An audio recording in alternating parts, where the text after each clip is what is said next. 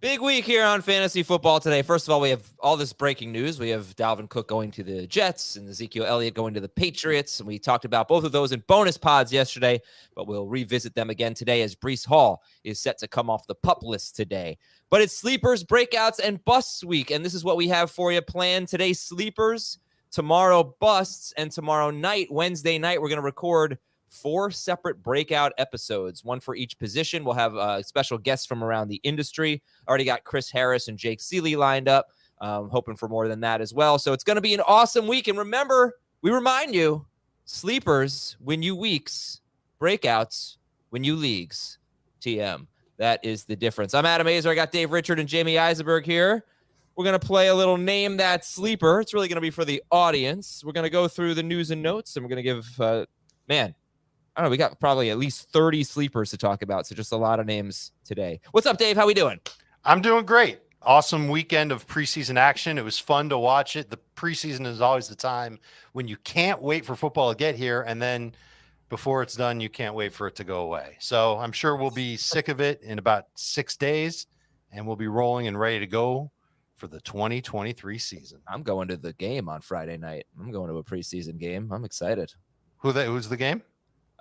Panthers, Giants, somebody Giants. Does it matter? I was curious who you might see. Yeah, me too. My guess is I'll be late and I'll miss all the starters. So it doesn't really matter. Just taking the kids to their first football game. Anyway, it's a good time to do that. It's a good time to get yourself out to a game for $8. When else can you do that? All right. Name that sleeper. I don't think you guys should guess because there's sleepers on your list, but we'll see how the audience does here. I'll just run through the clues. He's a third-year wide receiver who has yet to reach 500 yards in a season. His alma mater lost in the college football playoff semifinal last season. He'll likely be catching passes from a quarterback that went to his arch rival college. He'll need to look out for a tank on the field. Have you guys figured it out yet? Yes. Okay. Any guesses from the audience in YouTube? He was 4th on his team in receiving with 481 yards. But each of the top 3 receivers are on new teams, including the team's leading receiver who went to the Cowboys. And, of course, he is... Juju Smith-Schuster.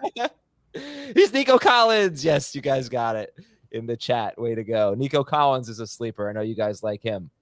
All right, name that sleeper, audience. He's a running back. He was acquired mid-season in a mid-season trade by his current team.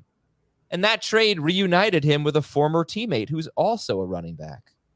And on Fantasy Pros, he's the 3rd highest running back in ADP on his own team. He played 8 games last season for his current team. After the trade, he left 1 with an injury. In 7 healthy games, he scored 9.4 or more PPR fantasy points 6 times in those 7 games. And the guy's going in like the 150s. He is, we got it. Johnny Be Good in the chat got it a while ago. Jeff Wilson, 3rd highest ADP among the running backs on the Dolphins.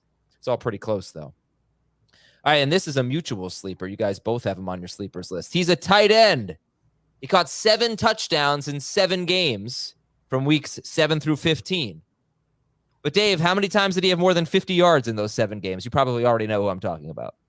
Yeah, but I'm not sure if he had him even one time. One time. Yep. One time. He has the same initials. This tight end has the same initials as the guy who's going with the first pick in fantasy drafts.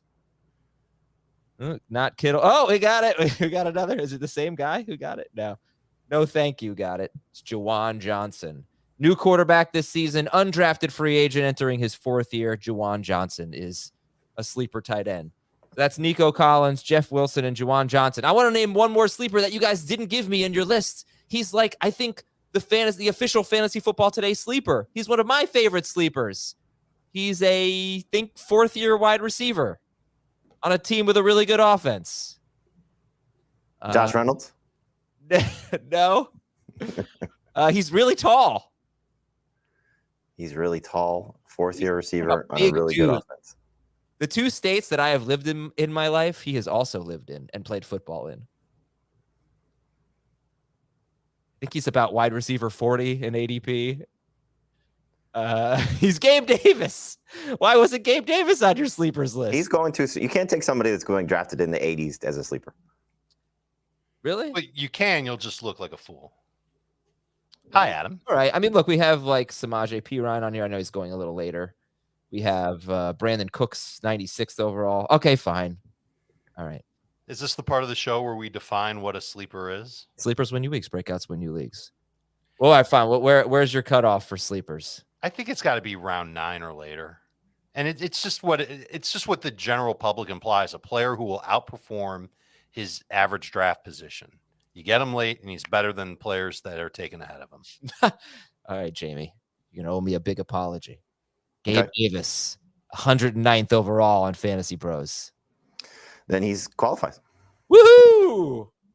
All right, so we'll get into those guys. So I did our wide receiver sleeper. So like on our site, I did it after pick 120 overall because I feel like there were guys like Brandon Cooks going too soon, going too late based on our, like Deontay Johnson's got a ADP of like 100 something on our site, which is just ridiculous. He's not going that late. No, Deontay Johnson does. Yeah. Okay. That'll change as more drafts. But anybody in the 80s should not be considered a sleeper. All right. So unfortunately today we can't dedicate the entire time to sleepers because I do have to get your take on Dalvin Cook. You guys were not on the bonus pod yesterday. Dave, you weren't on either of the bonus pods yesterday. So we'll recap a little bit of the Dalvin Cook and Ezekiel Elliott news. And we have more news in that regard because like I said, Breece Hall is coming off of PUP.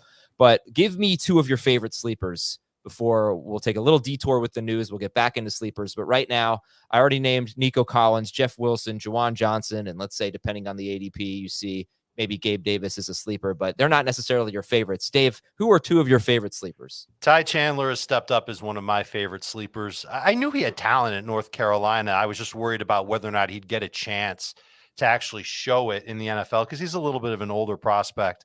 And the training camp reports were pretty good, but how he showed out in their first preseason game, I liked it. I think that he's got some juice. He's a one-cut runner, fits into the run offense in Minnesota really well, caught 4 targets in the game against Seattle, so he can play on passing downs. And he had a couple of really good pass protection reps. So this is a running back that I'm drafting late, whether I get Alexander Madison or not. We've talked about how Madison, if he's going to win in fantasy, it's going to be on volume. It's not going to be on efficiency. It's not going to be on explosiveness. And the Vikings coaching staff might say, you know what, we need somebody that can be a little more explosive in the backfield. Maybe they pivot to Ty Chandler, just somebody that I'm happy to have on my bench to begin the year. Another receiver that or a receiver rather, that I like as a sleeper is Romeo Doubs. I've been won over by him, by how he's performed both in mini camp and training camp. His touchdown catch in the preseason game against Cincinnati, that was all him.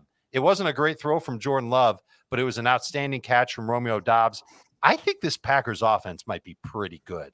And I don't think it's going to be as run heavy as I thought it would be.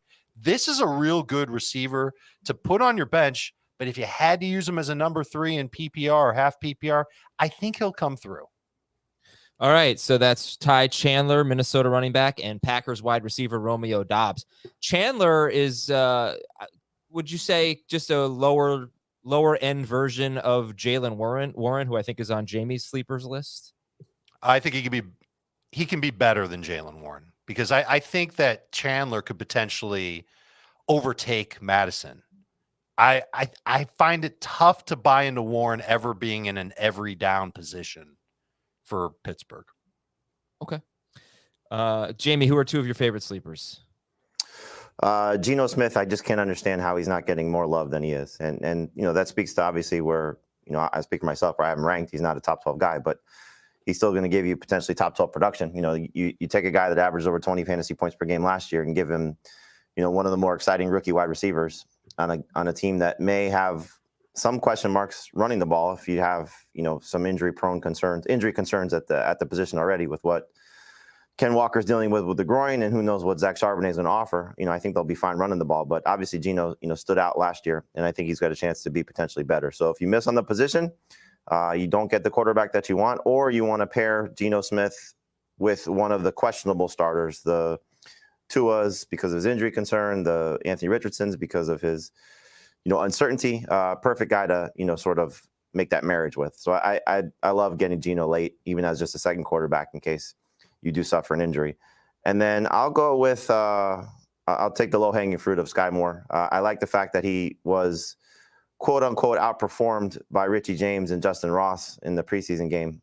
He played every snap with Patrick Mahomes. He's going to be, on the field as much as any Chiefs wide receiver, if not more than any of these guys. So let the news of Kadarius Toney coming back drive his price down. Let the other guys, putting up, highlight reel catches in training camp practices and getting touchdowns in the preseason games, make people a little bit concerned. Sky Moore, I think, is going to be the best Chiefs wide receiver. I've been saying that for a while.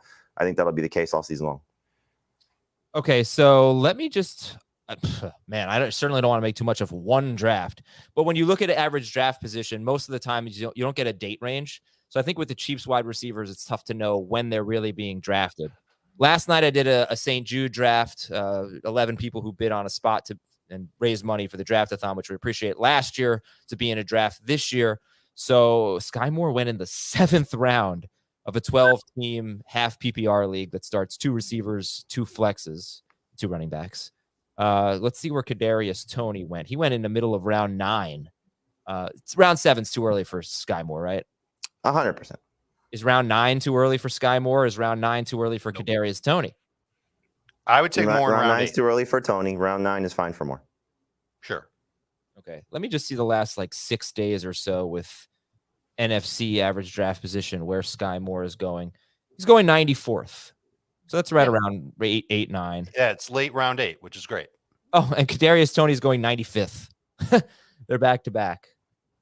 So I wouldn't do that. I would take Moore in so round 8 it's every legit time. more for clearly ahead of Toney for you guys. Clearly. All right. And again, for me, it was before the injury too. So, I think there's just a lot to like about where he's, going to be lining up and the role he's going to play. And, hopefully he takes advantage of it.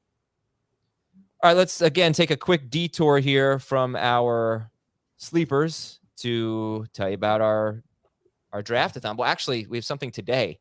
Right now it's 10 o'clock, about 10:07 a.m. Eastern, 1 p.m. Eastern, 1 to 2. We'll be on Reddit doing an AMA on the fantasy football subreddit. So if you could follow us on Twitter, I'm at Adam Azer, Aizer. Dave is at Dave Richard. Jamie is at Jamie Eisenberg. Got to spell his entire name, JameyEisenberg. And Heath is at Heath Cummings SR, at Heath Cummings Senior. We'll tweet links to it. But yeah, we're on Reddit from 1 to 2 doing an Ask Me Anything or an AMA, as the kids say. It's reddit.com/r/fantasy football. And then from there, you'll see our thread, which I haven't posted yet. But anyway, please join us 1 o'clock on the fantasy football subreddit, 1 to 2 Eastern time. We'll be answering your questions today. Sorry, not a lot of notice there, but hopefully you can make it. And then, of course, there's our draftathon stuff. Go to tinyurl.com/FFT donate. We have a live stream tonight where, every Tuesday night we do a live stream on YouTube at 8 p.m. Eastern, youtube.com/fantasyfootballtoday. And we're always giving away spots, one spot in those mock draft, and then Jamie will recap your mock draft and you can bid on that. So the one for tonight is already sold, but the ones for future weeks are still available. And there's a lot more you can bid on as well. We have one Thursday. It won't be a live stream, but it'll be a draft Thursday. Right. Including a guest appearance on Fantasy Football Today. That's also available. So, go to tinyurl.com/FFT donate. Now time for the news and notes. The sad news, so sorry to see it. Baltimore and Seattle running back, former Ravens and Seahawks running back, Alex Collins. We remember him very well in fantasy. He was a really talented player. And according to all the statements, just a very radiant guy with a great personality. And he unfortunately died in a motorcycle accident yesterday. So it was so sad to see. And our thoughts are with everyone who knew Alex Collins. Ezekiel Elliott, 1 year, $3 million deal that could be worth up to $6 million. How about this stat from ESPN? He averaged 3.9 yards per touch, the worst mark among 51 running backs that had at least 100 touches last year. So you could say Ezekiel Elliott was the least efficient running back in football. That measure would support that statement. And then the Jets signing Dalvin Cook to a 1 year deal that could be worth up to $8.6 million. I didn't know this at the time, guys. I guess I probably should have. It just slipped my mind. I didn't realize he's not even ready yet. He's still recovering from shoulder surgery. So he's about a week away, if not more. And then Breece Hall's coming off the PUP list today. It's funny how that timing worked, right? Yeah, how about that? But I don't know. Should we also, just curious, should we also be thinking about a possible suspension for Dalvin Cook for allegedly offering an ex-girlfriend $1 million to say that he didn't abuse her, even though she had testified that he did. There's a lot going on here. Dave, your thoughts? Why don't we start with Zeke, because Jamie gave his thoughts on Stevenson, just moving Stevenson down just a little bit. Where are you on Stevenson? I might move him back after thinking about it. Yeah, all right. I'm not worried about Zeke at all. Give me 2 minutes on Stevenson and 3 minutes on Cook, and this will be a 5-minute segment. Let's start with Stevenson and Zeke. Go ahead, Dave. Stevenson's still an RB2. He's just not at the very top of the RB2 range. I think he actually pivots to being splitting rushing work with Zeke and then dominating passing downs work. Just makes sense. He had almost 100 targets last year, and they don't have anybody else. If Ty Montgomery isn't ready, and even if he is ready, it's Ty Montgomery, and he hasn't been able to stay healthy over the last 2 summers. I think Stevenson's in line for a lot of targets and a lot of catches. It's just, is he going to get 15 carries a game, or is that number going to look like 11? And is he going to lose out on short yardage goal line? He wasn't particularly good there last year. That's something Zeke could help out at. And apparently Bill Belichick has loved Ezekiel Elliott. James White was on the media somewhere talking about how every time they were getting ready to play Dallas, he would talk up Ezekiel Elliott and how good he was. So I wonder if that ends up playing into Zeke getting more than just a token opportunity to be a part-timer in that offense. I do think that Zeke could take as many as 10 touches away, and he could be that same running back that was touchdown dependent, of course, but he might get you 10 points in a week, whether it's PPR or non-PPR. And Ramondre will still be there to get you more than that. He averaged, what was it? It was 12 and a half PPR points per game in the games where Damian Harris had at least 10 touches last year. So if that's the floor for Ramondre, then the ceiling can still be 13 or 14. And if Zeke gets hurt, then of course Ramondre is taking off and he'll be, a number 1 running back for all those games. Okay, so where were you drafting Stevenson before the news, and where are you drafting him now? Early round 3. Now he's in round 4. Okay. Heath ran a poll asking people where they're taking him, and round 4 has 46% of the vote. I did the same thing. Sort of, and most of the people, we had almost 2,400 respondents, and 48.5% said move him down a few picks. Jamie, that's where you were. You were move him down a few picks, and you had him around 24th overall, Ramondre Stevenson. And what do you think? What do you think now? Still round 3, mid round 3. So did move him down a few spots. He was 22 for me, and now he's 31, 32. So perfectly fine taking him. I think he's still better than that group of like Najee Harris, Aaron Jones, Damian Pierce, all those guys. I think there's just much more upside based on his role in the passing game. And if you're worried about Ezekiel Elliott coming in, listen, Bill Belichick should have loved facing Ezekiel Elliott, especially in recent years. He was terrible, So I don't think that this is much of an indication on Ramondre. I think it's much more of an indication on Pierre Strong and Kevin Harris and Ty Montgomery not being healthy for about 2 weeks now. To me, it speaks more about the backups than it does about Ramondre losing a significant role. He's going to lose. He's definitely going to lose, but he's not going to lose enough, I think, where you should panic. Okay. So last night in the draft he went ahead of Travis Etienne and Jahmyr Gibbs. Should Ramondre Stevenson have gone ahead of Etienne and Gibbs? No. Half PPR? In half PPR, no, he should be behind those guys. But Okay. For me, he's just behind those guys. Okay. And then how about Breece Hall? Dave, your thoughts on the Jets backfield? So let me see what the Twitter polls said. Heath said, what round are you drafting Dalvin Cook today? When did he make that poll? Was it within the last hour? Yeah. Okay. 51 minutes ago. Okay. What were the results? Okay. Round 6. When are you drafting Dalvin Cook? Round 6 or earlier, 28%. Round 7, 27%. Round 8 or later, 39%. When are you drafting Breece Hall? Where's it? Oh, here's Breece Hall. Round 4 or earlier, 16%. Round 5, 38%. Round 6 or later, 40%. Heath, I got to tell you, you need more options in this, but when you use one of them as C results, it's just not good enough. Heath's got to do better than that. Where would you take Breece Hall, and when would you take Dalvin Cook at this point? I'm extremely encouraged that Breece Hall came off the PUP list. And if he's good to go for the start of the season, you can't forget about what he's capable of doing. And it just seems silly to say, well, watch out for Dalvin Cook. I mean, Dalvin Cook could still play. There's no question about it.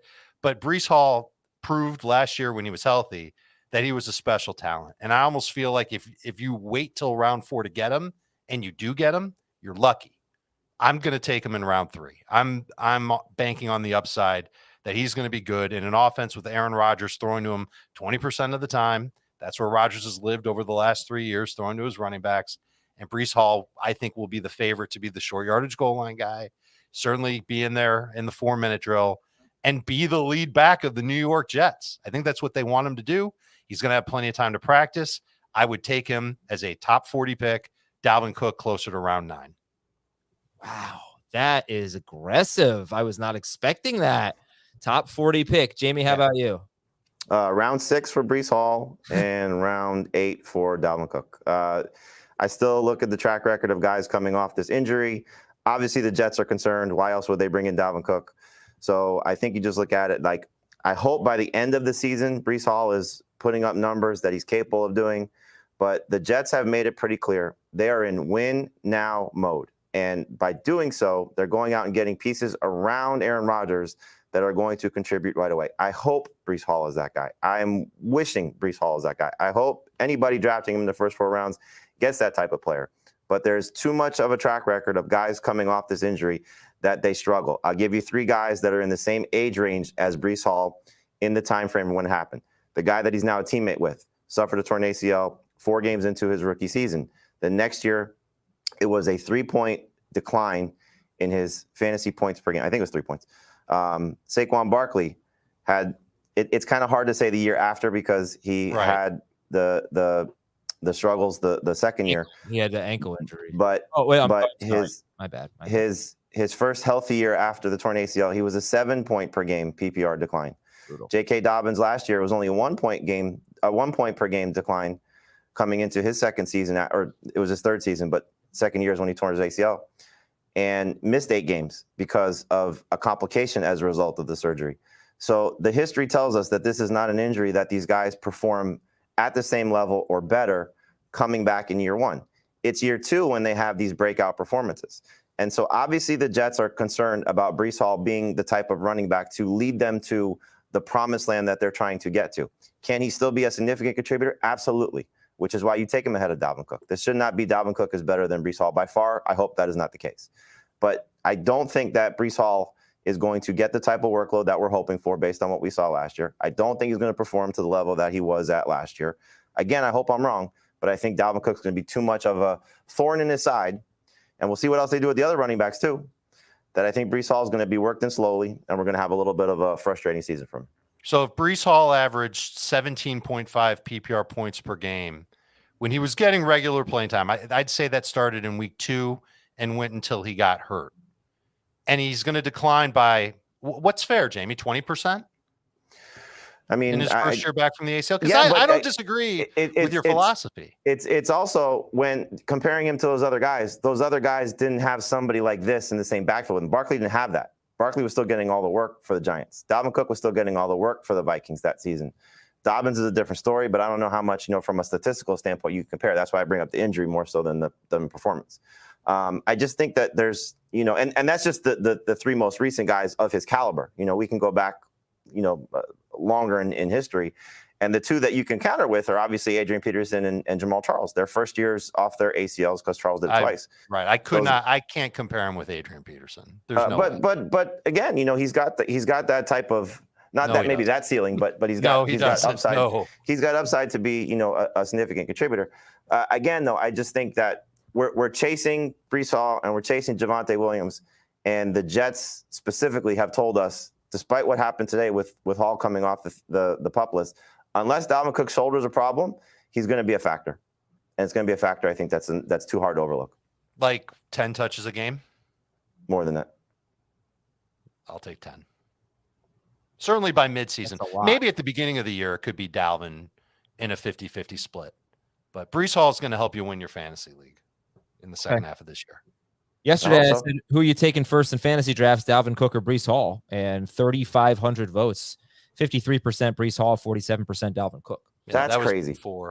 That was before Brees came back from the PUP, right? Yeah, but like, But nobody expected him to be on the PUP list to start the season. that's the thing, and that's what I don't really get about if saying Ken Walker. Like, I'm ranking Ken Walker, for example, as if he's gonna be playing week 1. You know, I mean, first of all, we still have. I would take Ken Walker over Brees Hall right now.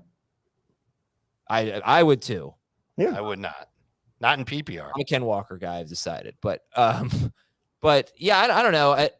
Guy on the PUP. I'm getting off to a little bit of a tangent, but we got to understand that. What's the first week of this? What's the first game of the season? September 7th, and the 11th is the first. The 10th. Monday. The 10th is the first. 10th Monday.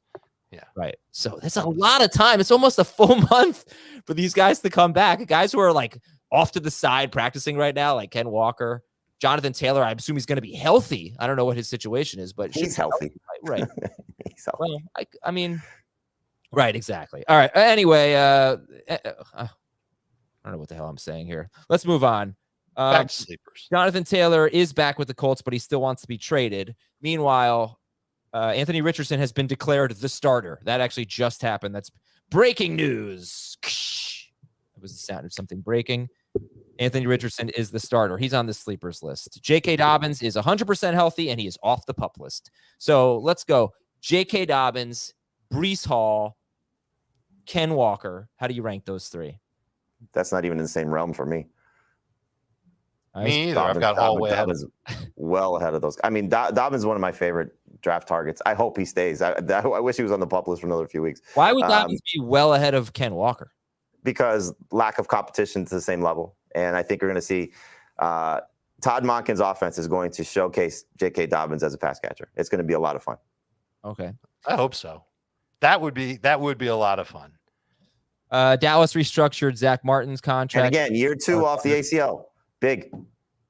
Kendry Miller has a sprained knee. He could be ready for week 1, though. So he avoided serious injury. Saints rookie running back Kendry Miller. Mike Gesicki dislocated his shoulder. His status for week 1 is uncertain. Brock Purdy getting more and more comfortable, and he can now practice 3 straight days without a day off. He could actually play in the preseason. So great news for Purdy. And some minor injuries, it seems. Carolina wide receiver Terrace Marshall, Cortland Sutton, T. Higgins, Washington tight end Logan Thomas. Doesn't look like there's anything serious there. All right. I know it's been almost a half hour. We got to talk about sleepers. We'll do it after this break. Here are the mutual sleepers. They showed up on the lists of both Dave and Jamie. Juju Smith-Schuster, Nico Collins, Romeo Doubs. Those 3 wide receivers. Juju, Nico, Romeo Doubs, Jawan Johnson is the tight end. So there's 4 sleepers on both of their lists. Juju Smith-Schuster, Nico Collins, Romeo Doubs, Jawan Johnson. Juju Smith-Schuster, should he be a top 100 pick? Yes. I missed who you were talking about. Juju. Close to it in PPR, not in half. Would you rather have Michael Thomas or Cortland Sutton or Juju Smith-Schuster? Thomas, then Juju. In PPR, Thomas, Juju, Sutton. Okay. Juju's going 108th overall, just ahead of Cortland Sutton after Odell Beckham. Juju over Beckham? Yes. Oh, yeah. Think 1,000 yards for Juju this year? In the range. I'm drafting him more for the targets and catches. I think he'll lead the Patriots in both of those categories. Might cobble his way to 1,006. Okay. Nico Collins and Romeo Doubs, are they anything more than just late round picks? I mean, if you're just looking at it from where their average draft position is, yes, they're late round picks. If you're looking at like how I draft these guys, where I want to get them on my fantasy team, then I'm going to take them probably 2 rounds ahead of their ADP, if not more. Okay, and their ADP is something like round 15. So that's Nico Collins and Romeo Doubs. And who do you prefer? I prefer Collins. Nico Collins. Jawan Johnson. So would you take the rookie tight ends or Jawan Johnson?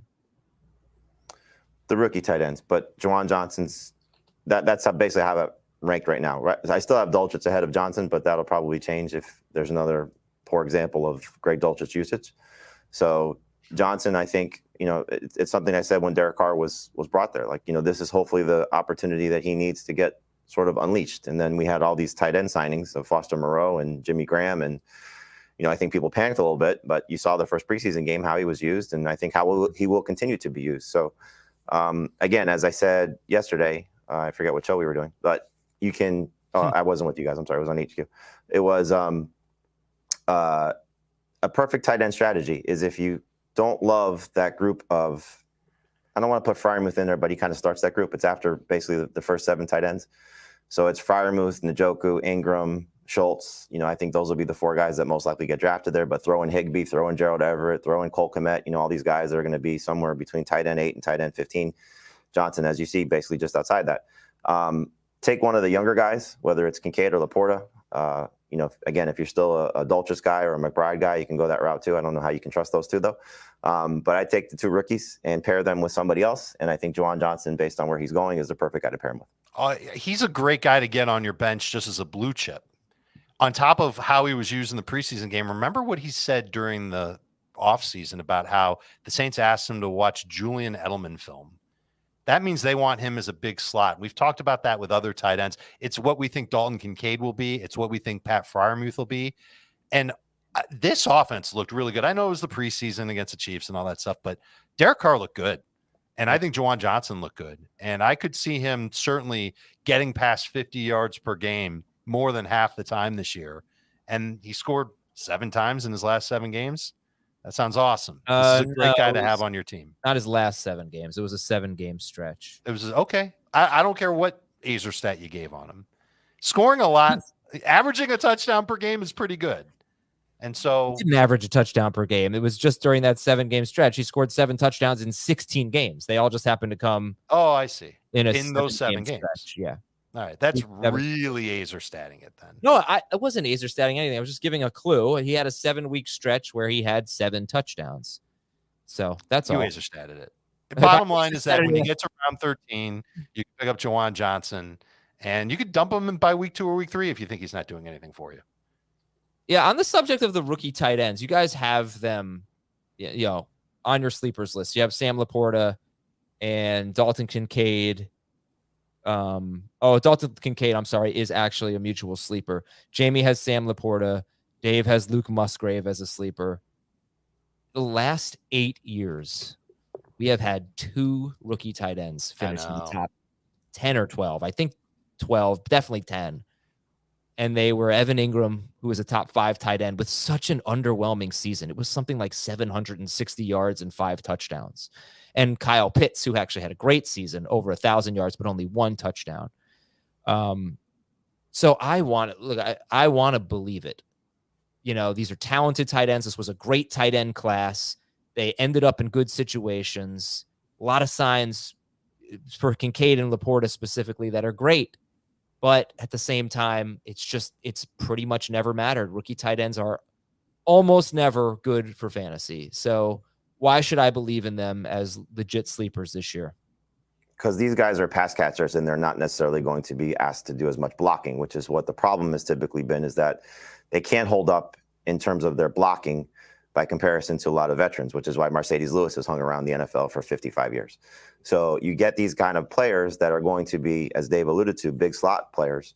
And that's, I think, where they're going to have an opportunity to win. Are they going to break the mold and become, top 5 fantasy tight ends? I don't think so, but I'm not drafting them to be that. I'm drafting them as we talk about great or late, guys that are going with late round picks that you can get some, hopefully, big weeks out of. And maybe if that happens to be a little bit more consistent, the thing that you're looking for in these 2 guys in particular, and I certainly see the upside for Musgrave as well.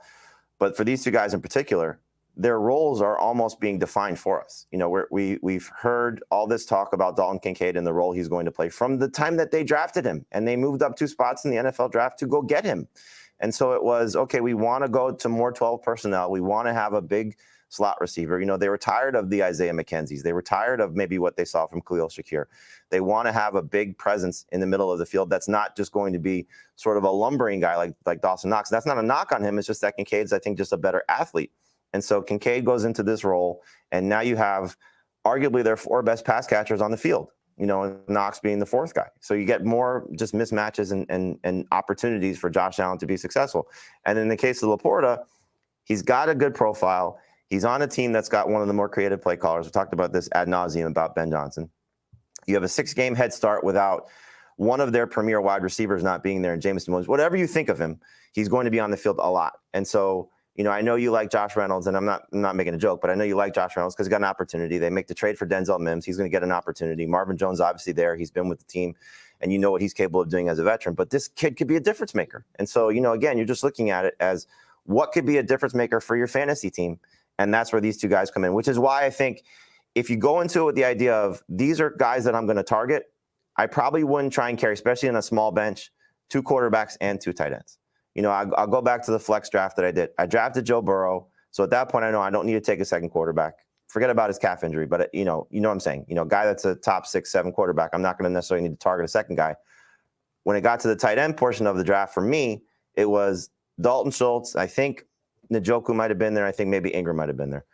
I let those guys go, and I took Kincaid first. Now, Ingram and Njoku went ahead of Schultz, but then there was Schultz still sitting there, and it was like, okay, now this is my strategy. I'm going to take a young guy with upside and then a guy that I think has a decent floor. I did the same thing, except last night I only drafted Kincaid. We have pretty small benches, so at some point I will get another. And that's the point. If you have small benches, taking 2 quarterbacks and 2 tight ends is probably not the best way to maximize your bench. Yeah. Right. Exactly. But yeah. All right. Well, hopefully things are different this year. And also being a top 12 tight end isn't that hard. Dalton Kincaid, but actually looking at Dawson Knox. Dawson Knox has been a top 12 tight end basically each of the last 2 years, and he hasn't had 600 yards in either season. So, it's really just score some touchdowns, score 6 or more touchdowns, and you're in pretty good shape. All right, let's go to sleeper quarterbacks here. Dave, Anthony Richardson. He's QB 15 in Fantasy Pros ADP. He's going after pick 100. Jordan Love is QB 25. Richardson, it's funny, he's QB 15. When you look at Jamie's QB sleepers, they are QBs 14, 16, and 17. So Richardson's right in that mix. And they're Geno Smith, Daniel Jones, and Jared Goff for Jamie. And you have Richardson. I don't know. I think it kind of shows you that we really like that group of quarterbacks. Geno, Richardson, Daniel Jones, Jared Goff. But should we draft, Heath brought this up, I think, on the quarterback preview. Should you just draft Richardson first, way before his ADP, and then get someone else, in that range? It's what I've done. I've got him ranked as the 95th best player in non-PPR. He's probably going to go a little bit lower than that in full PPR, but he's got the exact type of upside that we're looking for because he's a runner. He can do the things that Jalen Hurts, Josh Allen, Lamar Jackson, Justin Fields, what they can do with their legs. He's not going to be as good with his arm. But the stats sucked in his preseason game. He made 2 very encouraging throws. There was one, it was a dart over a linebacker to his tight end in the middle of the field. It was great. And imagine if Alec Pierce had caught the 34-yard bomb that 46, whatever it was, he dropped it right in the bucket for Alec Pierce, and Pierce couldn't hang on. Yeah. If he had caught that, bye-bye Anthony Richardson is a sleeper or a breakout, the whole world would gravitate toward him. I do think we are going to see the ADP rise. What happened? He wouldn't be either one. He wouldn't be. He'd probably be more of a breakout than a sleeper. He's a breakout for me already. Yeah, so I don't think he's. I think we define breakout a little bit differently. So I don't really care whether you call him a breakout or a sleeper. He's somebody to look for on draft day, is the best way to put it. If he can get you 50 yards rushing every week, 225 yards passing every week, and 1 touchdown, that sets up a nice. I'm sorry. floor. Say that again. 225. 50, Get the hell out of here. Yeah, what? I will tell you right now, he is not getting 225 passing yards per game. Okay. It is not, and it won't even be close. That's not even that high. That's not a huge number. You know what? It's so funny because I just did research on this morning on what rookie first-round pick quarterbacks have averaged over the last 5 seasons. All right, hit me with this. There have been 18 quarterbacks drafted in the first round. I actually did this for Nico Collins because I wanted to see what can we realistically expect from CJ Stroud. There have been 18 quarterbacks drafted in the first round in the first 5 seasons. Let's take out Jordan Love because he didn't throw a pass as a rookie. That gives us 17 quarterbacks. Fine. 10 of them And I use 214 passing yards per game because that's pretty much exactly what the Houston Texans have thrown for each of the last 2 years. So I was thinking, can Stroud do better than that? 10 of 17 over the last 5 years have averaged more than 214 passing yards per game, but only 6 have averaged more than 224 passing yards per game. So it's just funny that you said 225 and I got So and they were. I don't care who they were. Let's talk about Anthony Richardson. No, this is important. I mean, some of them have the same type of pedigree. They were Baker, Kyler Murray, Daniel Jones. That's encouraging. Joe Burrow, Tua Tagovailoa, and Justin Herbert. But I cannot see if he's going to run as much as you think he's going to run. He's not throwing 225 passing yards. It's just like I told you. He doesn't need to be 225 to be a good fantasy quarterback. Like I'll take 175. Just knowing that, again, what the history of these guys that run tells us. I've said this a few times now. Since 2010, 16 times quarterback has run for at least 700 yards. The worst season that they had was Daniel Jones last year at 19.9 fantasy points per game. And there were 2 rookies that have done that. And that's Robert Griffin III and Cam Newton. Now, again, you're asking a lot out of him. We get that. But if any projection has him for over 700 yards rushing, if history holds, that's where he's going to be. He's going to be around 20 fantasy points per game. If he's a competent passer, then he's going to have the chance to be significantly better than that. So, the thing you look for, the perfect comp is Justin Fields. What Fields did last year. No, that's the upside comp, though. That's the ceiling. Why is it not what Justin Fields did as a rookie? That's what I don't understand. Why do you? Because he's going to run for more yards. When Fields played, he wasn't ready as a rookie. He was forced onto the field. I think that's been reported. That's what my fear is for Richardson. No, I think the fact that they're naming him the starter now and not the week of their week 4 game like it was for Justin Fields is encouraging to me. The fact that he honestly, I don't know if the interception's even on him. I think the interception might be on Isaiah McKenzie not running the right route on that play. Yeah, so I think that Richardson's first showing was good. Don't get me wrong. He's going to have some multi-interception games this year, but you watch him out there. He's humongous, first of all. Big, strong dude. Broke out of a low tackle on one of his runs. And he had accuracy downfield. And that was the biggest issue for me, was that he couldn't hit the side of a barn, to use a recent cultural reference, when he threw the ball 15-plus yards downfield. But he did it twice. I don't think we should make any one way or another too much of the guy's first preseason start. No, but what I'm telling you is he didn't look like doo-doo. I agree. He looked like someone who could play quarterback in the National Football League in an offense that almost, at least in this first preseason game, looked like something he would run at Florida. All right, let's move on just so we can cover our bases here. Jordan Love is another quarterback sleeper for you. I think it's fair to at least throw Kenny Pickett's name into the sleeper mix. Good preseason debut. They threw a lot, got good weapons. Why not, right? It's a first-round pick. Why not? Kenny Pickett or Jordan Love? Who'd you rather have? Love.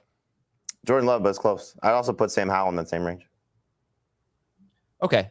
Would you take those guys over Derek Carr, who's been the most ho-hum fantasy quarterback?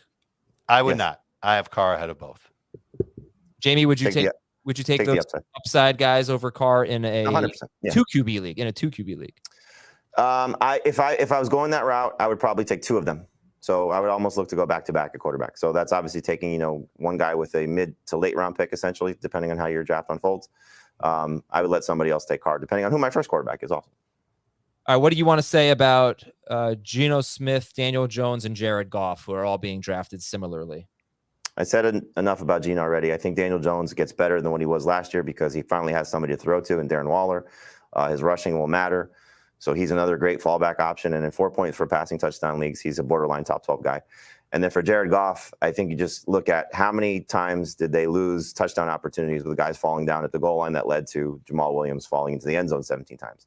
So I think Amon-Ra St. Brown has a monster season. I think Sam Laporta is going to matter. I think Jameson Williams coming back in the second half is going to be huge for Jared Goff. I love the setup for him with his pass catchers with Jahmyr Gibbs as well. So huge year coming for him as well. These are just great fallback options at the quarterback position. Running backs. All right. We got a lot of names. Jamie's running back list is sleepers. Samaje Perine, Antonio Gibson. We'll stop right there because they're drafted somewhat similar. Who would you rather have, Perine or Gibson? I'd rather have Gibson in PPR, Perine in non and half. I'll take Perine in all. Yeah, but it's interesting, Jamie, because you think Gibson has more catches than Pirine. I feel like people expect yes. a lot of catches from Pirine. Yeah. All right. And Jamie, Dave, you'd said Pirine. Pirine, no matter the format. People, it's not just us. I feel like everyone loves Samaje Pirine for obvious reasons this year. So it's a good guy to have. We don't know how Javonte is going to do. Sean Payton uses multiple running backs. Pirine could be a passing downs guy to begin with. All right. Mm-hmm. That's the key. Jeff Wilson, Rashawn Johnson, Tank Bigsby, and Jalen Warren are 4 other sleepers for Jamie. Jeff Wilson, Rashawn Johnson, Tank Bigsby, and Jalen Warren.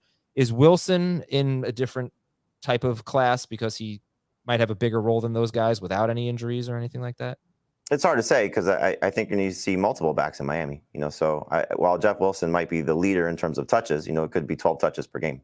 So they're going to use A-Chain, they're going to use Mostert. It's going to be frustrating for us, but Miami, they get these guys healthy. Now the question becomes is what happens if Mostert gets hurt? Last year he only missed 1 game, but Wilson's got as much upside as anybody that you'll find with a late round pick, just given his chance to be lead rusher on a very good team. As far as Rashawn Johnson, Tank Bigsby, and Jalen Warren, who are you taking first? Rashawn. Tank. I think I might take Warren. I really want to see the Steelers offense again and see what happens. I was very surprised at how involved Warren was. They went out there wanting to throw the ball, and Warren, which is bad for Najee if that's the case. No, right. So that is bad for Najee. They wanted to see what they could do on one drive with Pickett. So if that's what their offense looks like in the hurry up or the 2-minute drill or something like that, yeah, expect to see Warren. All right. So again, Jamie's sleeper running backs are Pirine, Gibson, Jeff Wilson, Rashawn Johnson, Tank Bigsby, and Jalen Warren. Dave's sleeper running backs are 2 of them are a little higher end, I think. AJ Dillon and Khalil Herbert. So should both Dillon and Herbert go ahead of Pirine and Gibson? Yes. Oh, yes. Much easier in non-PPR. And Herbert's more of a breakout than a sleeper, but his ADP is lower. Herbert's in a different level. Dillon is also at a different level than these guys, but I would take in PPR Gibson and Pirine over him. I mean, Herbert, Dave's got Herbert on here because his ADP is 100th. Right. So Dillon, I wonder what it is since the weekend. That's a great question. I'll go ahead and look that up on NFC. But Dillon, and if it's higher than 100, then let's just put a pin in that guy until we talk breakouts, because he could be either one too. Khalil Herbert is 94th. All right. On NFC. So anyway, sorry. In around 8. Let's talk about AJ Dillon. Is he, gosh, he really was not good last year. No, but he scored the touchdowns. Those short yardage touchdowns all went to him. Yeah. Almost none went to Aaron Jones. And he can still catch the ball. And the original thought before training camp started was that this was going to be a Packers team that would run the ball a ton. Now I'm backing off of that because I think Jordan Love is going to actually be halfway decent. And that still will create opportunities for Dillon, but he's sharing the ball, less carries to go around, but short yardage opportunities with gigantic upside if Aaron Jones misses time. From weeks 2 through 11, AJ Dillon went 10 games without scoring a touchdown and didn't score double-digit PPR fantasy points in any of those 10 games. So then he scored a touchdown in 5 of his last 6 games. So can we throw, at least in a full PPR league, the touchdown-dependent label on AJ Dillon? 100%. I think you throw that on him in any league. I guess the good thing about him is similar to Tony Pollard last year, but not as good. If Aaron Jones gets hurt, I know that's the whole thing. Yeah, it's good. It's good. I think. And where were we drafting that guy last year? Who, Pollard? No, Dillon. Where were He we? was like a round 4 pick. Yeah, it was terrible. Yeah, it was a big miss. Right. So now you're getting him after 80th overall. What was the ADP on Fantasy Pros? That had to have been after 86. Okay, so not after 100, but you get the point. Mid-round pick. On Fantasy Pros is 94th. Sorry. Were you giving me NFC in the notes? All right, 94th. Yeah, and I think in general, when you look at Samaje Perine, Antonio Gibson, AJ Dillon, it's not a bad idea to take a running back that has a role, but could have a much bigger role if there's an injury. Does that apply to all three of them? Like if Brian Robinson gets hurt, does Antonio Gibson become a 3-down back?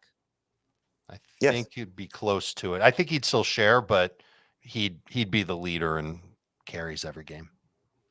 Let's take a break, and when we come back, we'll talk about wide receivers. We have covered almost all of our tight ends. Hopefully, linebackers can't cover our tight ends, but we'll talk about wide receivers after this. All right, real quick, a 10-second detour. Dave, I talked about it yesterday. You weren't on the show. Do you watch The Bear? It's about a restaurant, a beef restaurant in Chicago. It's made for you. No. Okay, watch it. Okay. Okay. Sounds like it was absolutely made for me. Yeah. It's called The Bear. Or it's called Watch This, You Fat Guy.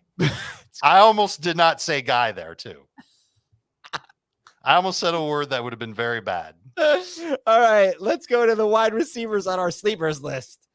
Dave's wide receivers are Brandon Cooks, Michael Thomas, and Juju Smith-Schuster. So earlier I had you rank Juju and Michael Thomas and Cortland Sutton. Dave has more wide receivers than that, but we'll start with these three because they're all around pick 100. But how would you rank Brandon Cooks, Michael Thomas, and Juju Smith-Schuster? In PPR, it's Thomas, Juju, Cooks. And in non-PPR, I believe I have Cooks, Thomas, and then Juju way down. Juju is not a good sleeper in non-PPR.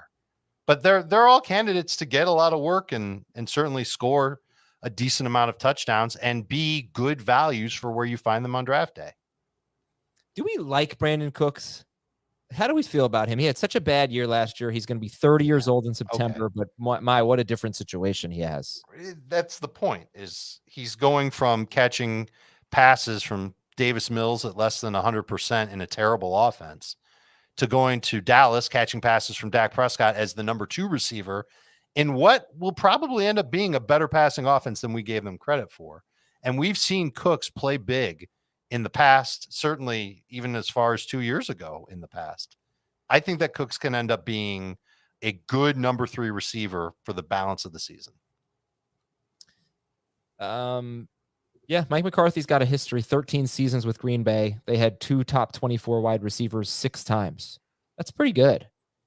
I just worry about 2 things. One, Michael Gallup's having a great training camp, and how much of a factor is he going to be? And Jake Ferguson, I think we're not giving the tight end position enough credit for Dallas, knowing that that's been something that Dak has leaned on almost his entire career, from Jason Witten to Dalton Schultz. And I know it's not necessarily the same offense because Kellen Moore's gone, and we'll see how Ferguson does stepping into that role.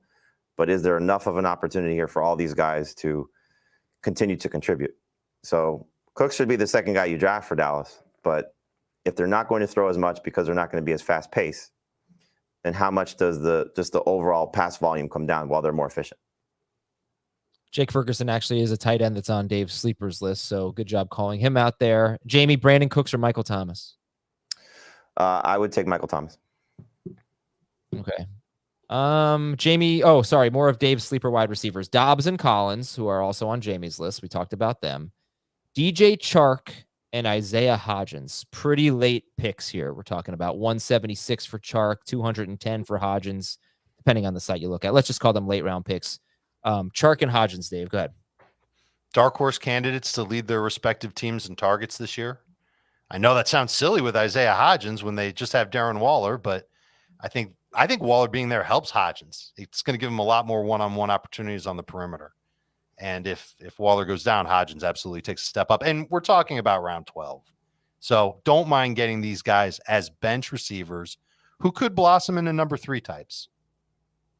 I really think Slayton is the Giants wide receiver to get, but I don't have a strong conviction on that. I think there'll be a lot of disagreement.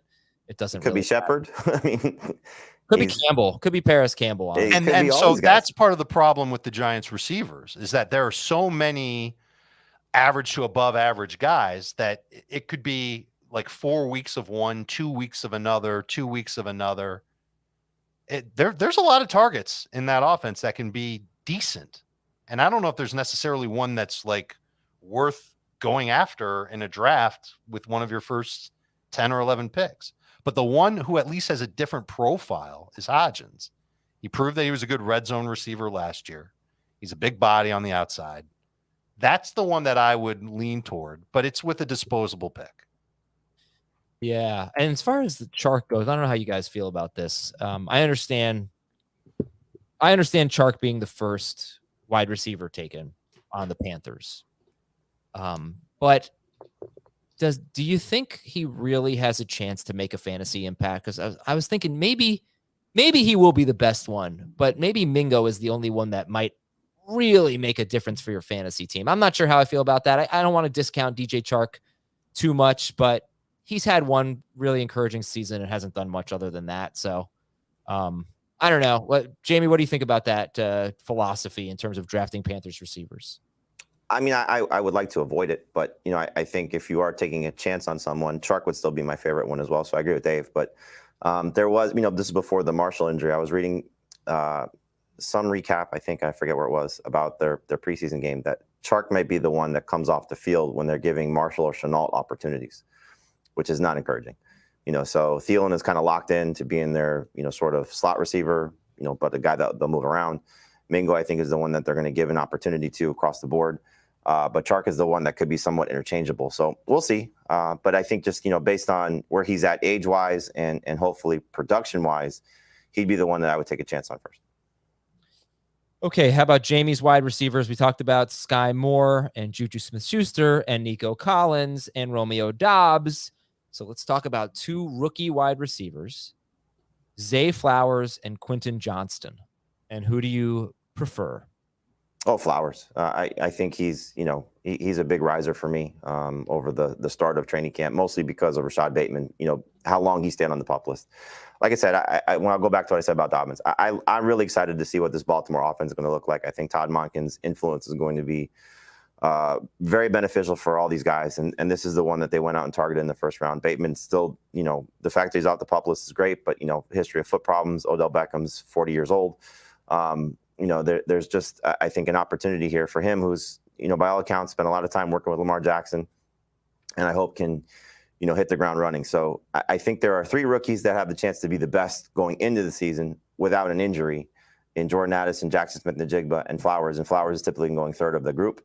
But he might be the one that's the first guy to be number one in his team in terms of targets from his position. Obviously, Mark Andrews is going to lead the team in targets, but first from his position. So he's a great guy to get right around pick 100 based on his ADP. I think this is another guy we're kind of cheating a little bit because he's probably going to be somewhere in the 80s by the time we get to most real drafts. In terms of Johnston, I think the path to success is probably going to take an injury because I don't think he's going to have more targets than both the two guys in front of him, Keenan Allen and Mike Williams. But he's going to be on the field, and if they're going to move Mike Williams into some slot opportunities, then that opens up for Johnston the chance to get some big plays from Justin Herbert. And I think we're going to see big knock on what this team looked like the last couple of years is the downfield throws. This is the guy I think that's going to help them win in some downfield situations. So injury occurs. He could be a superstar for fantasy managers. Without an injury, he's going to be a frustrating fantasy option. But again, you're tying yourself to, a very good quarterback in Justin Herbert, and that's a good place to be, especially where you're getting him in drafting. Zay Flowers went 106th last night in my draft with a bunch of FFT listeners. And Quentin Johnston, I took him 116th. So great values for both. Round 9 for Flowers, round 10 for Quentin Johnston. Nico Collins actually went 2 picks ahead of Zay Flowers in that draft. Yeah, that's a mistake. Okay. Much I like Nico, I think Flowers is a much better situation. Do you think? Look, I mean, certainly, I think Flowers just looks like he's probably a much better player, but hopefully, based on where they drafted him and all the hype. But is he in a better situation? Because I don't think Lamar Jackson's going to throw for a ton of yards. It's just not his thing. I don't think CJ Stroud is either. Right. Who's going to throw for more? Lamar Jackson or CJ Stroud? Mm-hmm. Lamar Jackson. Jackson could run for 1,000+ yards. Not easy. That's not as much of a lock as it might have been before. Well, he was a 1,200-yard rusher, really, per 17 games, I'd say. So okay, I mean, maybe if it's 17 games, he can get to 1,000. Just like I don't know what people are projecting for Lamar Jackson. I think the Ravens want him to throw more. I think they do. I think they've probably wanted him to throw more every year. It's well, not the first time. Fine, but over the last 2 years, he hasn't run as much as we would have liked as fantasy managers. Really? 5 touchdowns on the ground over the last 2 seasons? I'm not talking about touchdowns. I'm talking about yards. But All I right. think if he plays 17 games, he's running for 800 plus yards. Look, I am 100% expecting him to throw for more yards than CJ Stroud, but Yes. Collins probably has less competition than Flowers. Why am I even arguing this? You should definitely take Zay Flowers ahead of Nico Collins. I guess it's a matter of what do people expect of the competition around Zay Flowers. And based on the way they're drafting Odell Beckham, about 100th overall, they probably think he's got a lot of competition. I'm guessing you guys don't really feel that. Oh, he definitely has competition. Look, he's a rookie receiver that's going to take some time to develop in an offense that we've never seen before for Lamar Jackson. So there are a lot of things that are question marks, understandably so.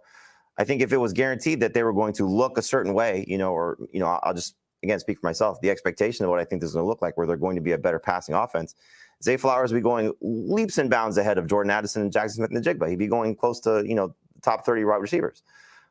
And as would Beckham would be being drafted sooner, and so would Bateman. But there's question marks.